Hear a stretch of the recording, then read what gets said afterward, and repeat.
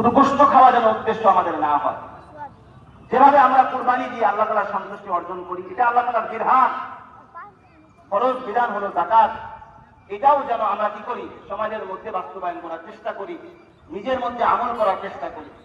আগে ফরজ বিধান, এরপরে ওয়াজিব, এরপরে সুন্নাত।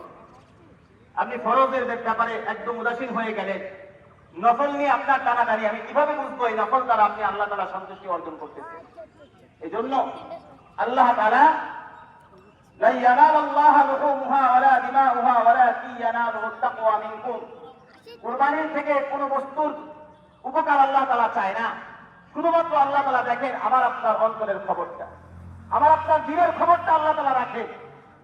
এই জন্য যাদের সামর্থ্য আছে, সামর্থ্য থাকার পরেও যারা কুরবানি করবে না, তাদের ব্যাপারে রাসূল বলেন, মান কানা সাআতান লিআন ইউদহিয়া ফালাম ইউদহি ফালা ইয়াকরাবান্না